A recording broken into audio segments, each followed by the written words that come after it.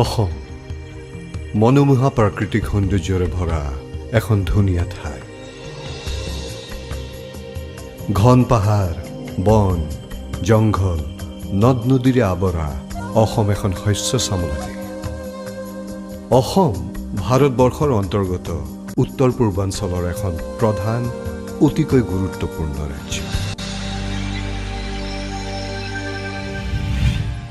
গুৱাহাটী মহানগৰৰ পৰা 100 কিলোমিটাৰ দূৰত্বত অৱস্থিত ৰহা অসমৰ এখন সৰু ঠাই। অসমৰ নগাঁও জিলাৰ অন্তৰ্গত ৰহা চহৰখন 37 নং ঘাইপথৰ ঠিক সমীপতে অৱস্থিত। মুখ্য ৰহা চহৰখনৰ পৰা কিছু দূৰ বাট অতিক্ৰম কৰিলে পাওঁ বাৰপুজীয়া গাঁওখন, যিখন মৰিগাঁও জিলাত অৱস্থিত। এই বাৰপুজীয়া গাঁওখনৰে নিবাসী আছিল স্বতন্ত্ৰ শ্বহীদ হেমৰাণ পাটৰ। 1923 চনত মৰিগাঁও জিলাৰ বাৰপুজীয়া গাঁৱত জন্ম হৈছিল হেমৰাণ পাটৰৰ। তেওঁৰ দেউতাক আছিল লুডুৰ পাটৰ আৰু মাক খুনখুনি পাটৰ।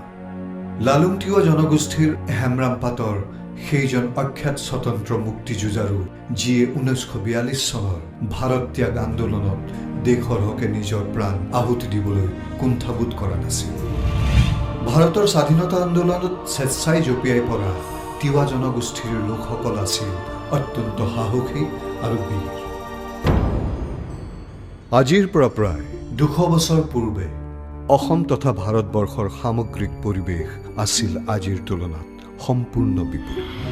1757 চনৰ পলাচীৰ যুদ্ধৰ পাছত ভাৰতত ব্ৰিটিছে খোপনি পোতে। 1826 খ্ৰীষ্টাব্দৰ ইয়াণ্ডাবু সন্ধি অনুসৰি অসম তথা পূৰ্বৰ আহোম ৰাজ্য ইংৰাজৰ দখললৈ যায়। তেতিয়াৰ পৰা প্ৰায় 100 বছৰ কাল ভাৰতৰ বিভিন্ন ঠাইত অঞ্চলভেদে ব্ৰিটিছ বিৰোধী সংগ্ৰামৰ পাতনি মিলিছিল। 1828 চনত আহোম ৰাজকুমাৰ গোমধৰ কোঁৱৰ আৰু তেওঁৰ সংগী ধনঞ্জয় বৰগোহাঁয়ে ব্ৰিটিছ বিৰোধী বিদ্ৰোহ কৰে। ইষ্ট ইণ্ডিয়া কোম্পানীৰ গভৰ্ণৰ জেনেৰেল লৰ্ড উইলিয়াম বেণ্টিকৰ আমোলত 1838 চনত পুৰন্দৰ সিংহক ভাঙি উজনি অসম খণ্ড কোম্পানীৰ চৰকাৰৰ লগত চামিল কৰে। ক্ৰমান্বয়ে কোম্পানীৰ চৰকাৰে মটক ৰাজ্যৰ লগতে খামতি আৰু চিংফৌসকলৰ অধুষিত অঞ্চলসমূহ নিজৰ অধীনলৈ আনে। লাহে লাহে অসমৰ মানুহৰ মাজত ঐক্যবদ্ধ স্বাধীনতা সংগ্ৰামৰ সূচনা কৰে। এনে সামগ্ৰিক প্ৰচেষ্টাৰ পূৰ্ণ প্ৰকাশ ঘটে 1857 চনত। 1857 চনৰ চিপাহী বিদ্ৰোহ ভাৰতৰ ইতিহাসৰ এক উল্লেখযোগ্য ঘটনা। চিপাহী বিদ্ৰোহত উচতনি দিয়াৰ অপৰাধত মণিৰাম দেৱান আৰু পিয়লি বৰুৱাক যোৰহাটত ফাঁচি দিয়া হয়। দেশজুৰি চলা এই বিদ্ৰোহৰ ভয়াৱহতা দিনক দিনে ইমান উগ্ৰ হৈ পৰিছিল যে ইয়াৰ ফলস্বৰূপে ভাৰতত থকা ইষ্ট ইণ্ডিয়া কোম্পানীৰ শাসনভাৰ ব্ৰিটেইনৰ ৰাণীৰ অধীনলৈ যাবলৈ বাধ্য। 1857 চনৰ চিপাহী বিদ্ৰোহে ভাৰতীয়সকলৰ মাজত ইংৰাজ বিৰোধী এক বাতাবৰণৰ সৃষ্টি কৰিলে। ভাৰতীয়সকলক ব্ৰিটিছ বিৰোধী আন্দোলনৰ নেতৃত্ব প্ৰদান কৰিছিল জাতিৰ পিতা মহামানৱ মহাত্মা গান্ধী। मैं खुद को सिपाही मानता हूँ, शांति का एक सिपाही। 1921 চনৰ মহাত্মা গান্ধীৰ অসম ভ্ৰমণে অসমৰ ৰাইজৰ মাজত এক নতুন আলোড়নৰ সৃষ্টি কৰিছিল।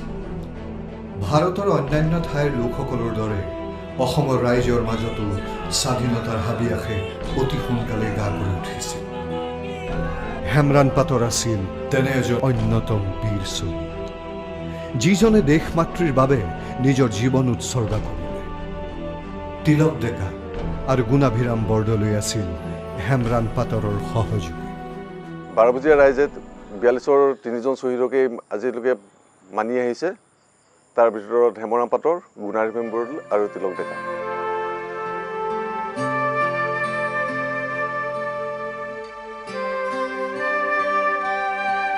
ভাৰতৰ স্বাধীনতা আন্দোলনত নিজৰ প্ৰাণ ত্যাগ কৰা পাটৰৰ পৰিয়ালৰ লোকে এতিয়াও সেই বাৰপুজীয়া গাঁওখনত এক প্ৰচাৰ বিমুখ সৰল জীৱন নিৰ্বাহ কৰি আছে।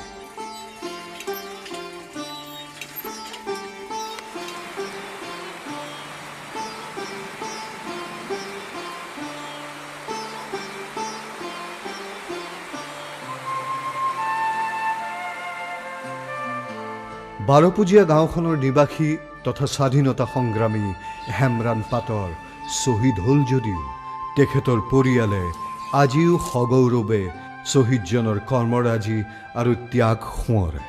মোৰ ককা 3জন আছিলে। প্ৰথম ককা হ'ল খগেশ্বৰ পাটৰ, ছেকেণ্ডজন হ'ল টুভুং পাটৰ আৰু একে সৰু ককাজন আছিলে মোৰ শ্বহীদ হেমৰাম পাটৰ। হেমৰাম পাটৰ শ্বহীদ হৈছিল 1942 চনৰ 26 আগষ্টত জোঙাল বলহৌগড় ব্ৰিটিছ সৈন্যৰ পথ অৱৰোধ কৰিবলৈ গৈ। মোৰ ককা দেউতা হেমৰাম পাটৰ তেখেতে জোঙাল বলহৌগড়ত ব্ৰিটিছ সৈন্যক বাধা দিবলৈ গৈ তেখেতে শ্বহীদ হৈছিল।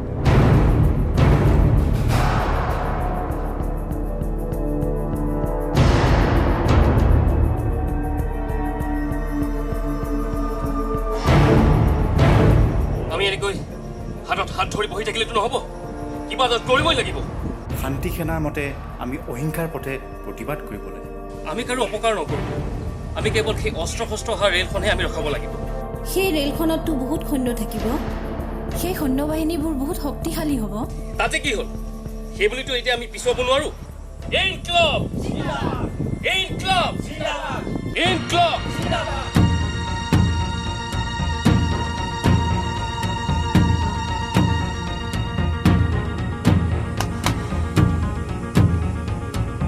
হেমৰাণ পাটৰে তেখেতৰ জীৱনকাল চোৱাত অসমত চলা ব্ৰিটিছ শাসনৰ অৱসান ঘটোৱাৰ বাবে নিত্য নতুন কৌশল উলিয়াইছিল আৰু গাঁৱৰ ডেকা বুঢ়া সৰু ডাঙৰ সকলোকে সংগ্ৰামত জঁপিয়াই পৰিবলৈ আহ্বান জনাইছিল।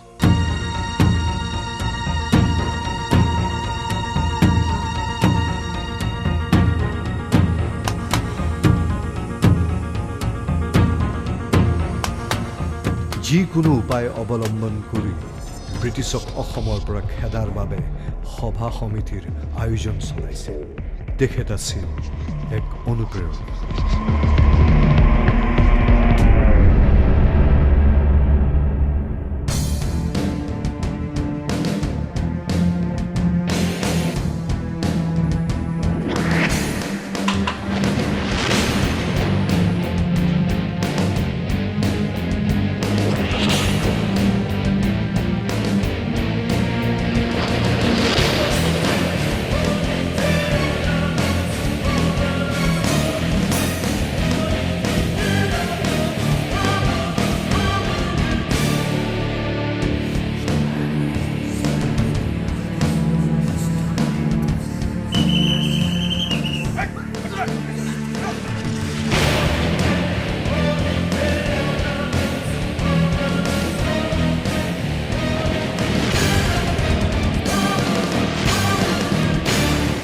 ব্ৰিটিছৰ যি বৰ্বৰতা সেয়া আছিল অতিকৈ নিন্দনীয়।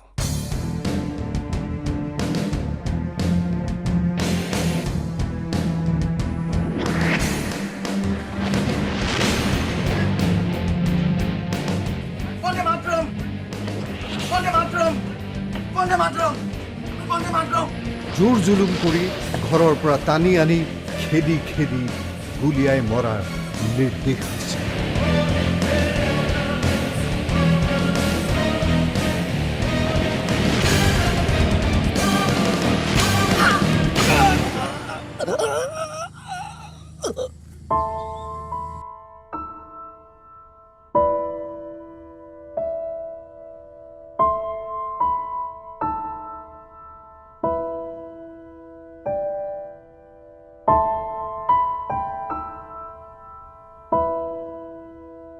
এনে অমানৱীয় কাৰ্যই আমাৰ হেমৰাণ পাটৰৰ নিচিনা সংগ্ৰামী লোকক হাতত হাত সাৱটি বহি থাকিবলৈ অনুমতি দিয়া নাছিল। তেওঁ কি প্ৰকাৰে ব্ৰিটিছৰ এনে কাৰ্যক দমন কৰিব পাৰি তাৰ ষড়যন্ত্ৰ ৰচনা কৰিলে।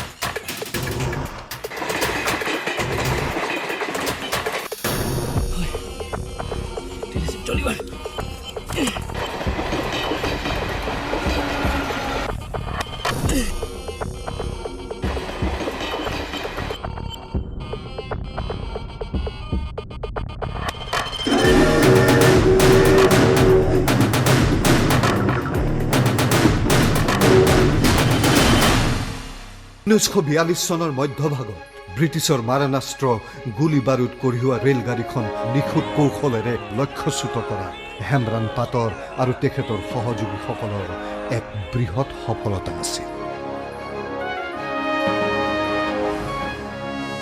কিন্তু সেই সফলতাৰ আনন্দ বেছি সময়লৈ তিষ্ঠি নাথাকে। ব্ৰিটিছে তেওঁলোকৰ বিৰুদ্ধে চলা কাৰ্যপ্ৰণালীবোৰক কঠোৰ হাতেৰে দমন কৰি গৈ আছিল আৰু তাৰ বাবে তেওঁলোকে মৃত্যুদণ্ড পৰ্যন্ত দিবলৈ কুণ্ঠাবোধ কৰা নাছিল।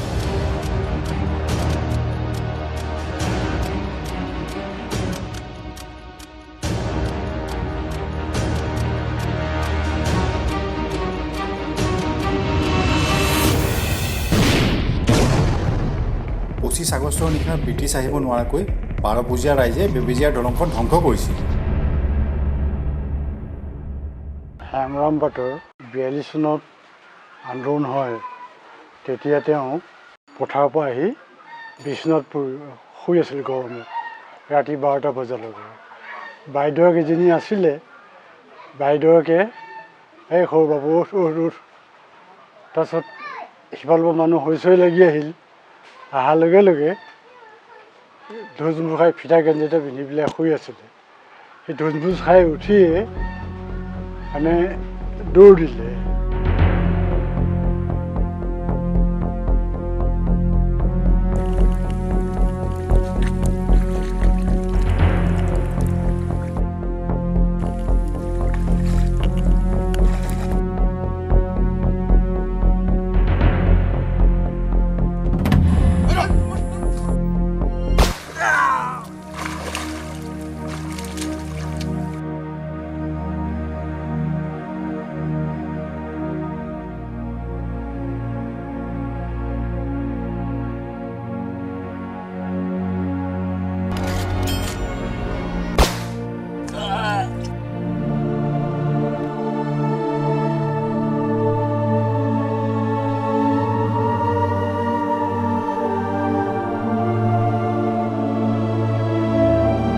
দেশৰ জাতিৰ মাটিৰ হকে মাত মতা বীৰ হেমৰাণ আৰু তেওঁৰ সহযোগীক ব্ৰিটিছে নিৰ্মমভাৱে গুলীয়াই হত্যা কৰে।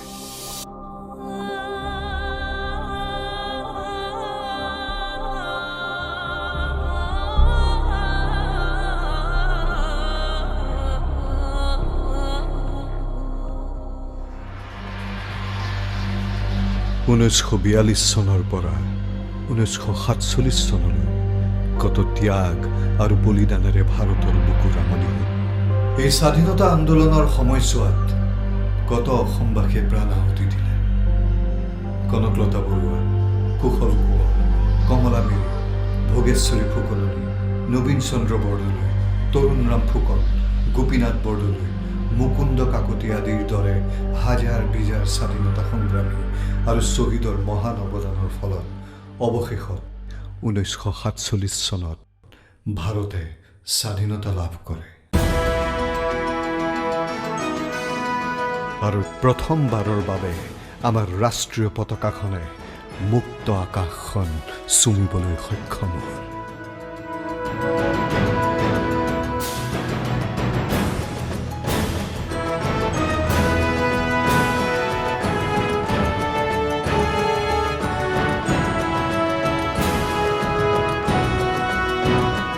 ভাৰতৰ স্বাধীনতা আন্দোলনত নিজৰ প্ৰাণ ত্যাগ কৰা পাটৰৰ জন্মভূমি বাৰপূজীয়া গাঁওখনত অসম চৰকাৰে শ্বহীদজনাৰ প্ৰতি সন্মান দেখুৱাই তেওঁৰ কীৰ্তিস্তম্ভ সাজি উলিয়ায় আৰু প্ৰতি বছৰে শ্বহীদজনাৰ মৃত্যুবাৰ্ষিকী দিনা তেওঁৰ কীৰ্তিস্তম্ভৰ তলতেই সমূহ ৰাইজ একত্ৰিত হৈ বন্তি জ্বলাই তেখেতৰ প্ৰতি শ্ৰদ্ধাঞ্জলি অৰ্পণ কৰে।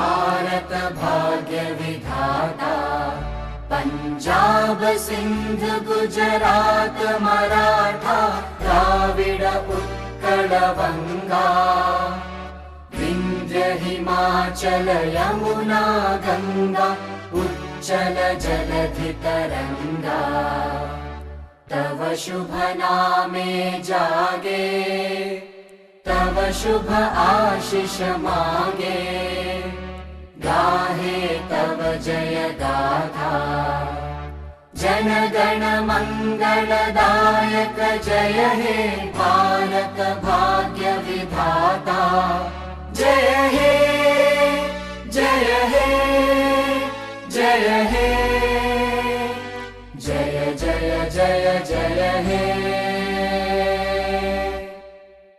प्रति बछरे शहीद हेमरान पाटर क्षेत्रत बारपुजिया राइजे तिवा बिहु उत्सव उद्यापन करे।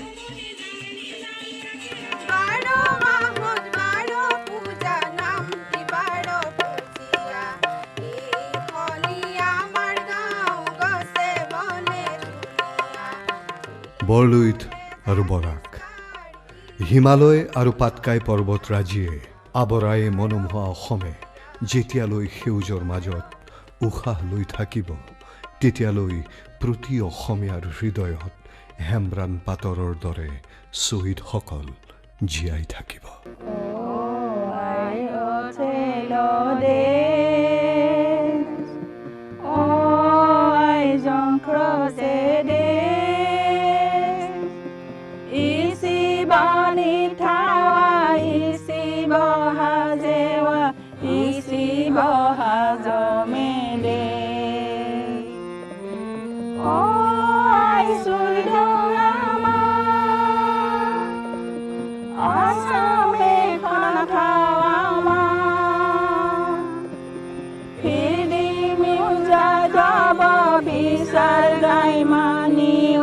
Janggai go jolo